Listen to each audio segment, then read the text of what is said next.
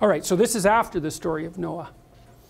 So what happens is you get this situation where things descend into chaos and there's a great flood. So that's sort of like the ultimate chaos story.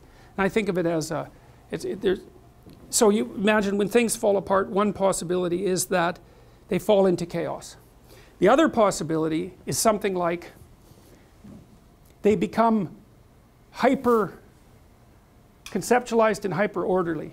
And so then the state itself, which would be the antidote to chaos, actually becomes a source of pathology. And I think that that's what's being hinted at in the story of the Tower of Babel. So here's what happens, is that human beings, I'll read it to you, and the whole earth was of one language and one speech. Everybody's getting along fine in their tribal organization, let's say. It's homogeneous. They can all speak to one another and they all speak the same language. And it came to pass as they journeyed from the east that they found a plain in the land of Shinar, and they dwelt there. And they said to one another, go to, let us make brick and burn them thoroughly. And they had brick for stone, and slime had they for mortar. And they said, go to, let us build a city and a tower, whose top may reach unto heaven. And let us make a name, lest we be scattered abroad upon the face of the whole earth. Okay, so what's happening here? Only the bare, what this story means is very deeply implicit in the story. It's hinting at it, and I think it's because it was really beyond the power of the conceptualization of the people who generated this story to elaborate it to any great detail. But I think what it means is this, is that the optimal human social group is like 200 individuals, it's something like that, which is maybe roughly the number of people that you can reasonably track on Facebook. After that it's like, well, there's names, but you don't know those people. You're not capable of tracking social dynamics that are any more complex than that, partly because you have other problems to solve. And so one of the things that has been observed is that human groups tend to fractionate if they start to exceed 200. And maybe that's partly because you can't keep track of the complexity, but there's another constraint, which is you want your group to be big enough so that it protects you. But you want it to be small enough so that you can climb to the top.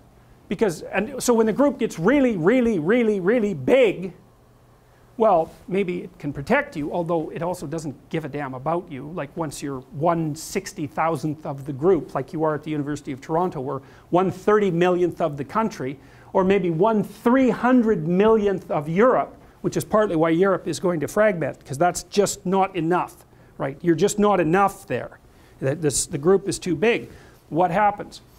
You keep aggregating the group, it gets more and more powerful, and you can think of that as something that has the capacity to replace the transcendent, right? We'll make a society that's perfect. It's like a utopian vision. That's what I see happening in this story. It's like we'll make something so great on the part of human beings that it will reach up to heaven itself, which means it will take the place of God. That's what it means. That's exactly what the communists did in Soviet Russia, and that's what they tried to do in China too. And so that's why you ended up with people like Stalin as the god. So you talk about getting what you deserve. So anyways, so you build these monolithic enterprises. Let's call them state enterprises. And the idea there is that the state, the hyper-organized and all-inclusive state can bring about utopia. That's what it means to reach to heaven. So what happens? So God gets wind of that, and he says, God says, the Lord came down to see the city and the tower, which the children of men built. And the Lord said, behold, the people is one, and now they all have one language. And this they begin to do. And now nothing will be restrained from them which they have imagined to do. Go to, let us go down, and therefore confound their language, that they may not understand one another's speech. Well, it's interesting, because it's sort of, the story kind of portrays it as jealousy on God's part, right? It's like, oh, these human beings, they're building so magnificently that they're starting to challenge my dominion. Well, I'm going to go down there and play a trick or two on them, and that'll take care of that. So what happens? The people within so the group gets bigger and bigger and bigger and bigger and bigger, and what happens? It starts to fragment. That is what happens. That's exactly what happens. That's part of the reason why the totalitarian state enterprise to replace the transcendent with structure, that's one of the reasons it's doomed. As you pull more and more people in, what happens is you start to pull in chaos itself, and that starts to fragment the order. The people within it will no longer speak the same language, and they'll disperse themselves to different corners of the earth. And so I think we're actually in real danger of forgetting this. And one of the things that I saw read a couple of ominous things. So if you plot the size of economic catastrophes over the last 30 years, they're getting bigger each time. So that's scary. Now, part of that is because the world economy is getting bigger, and so maybe you have to control for that. But the magnitude of the chaos has been increasing with each collapse. Okay.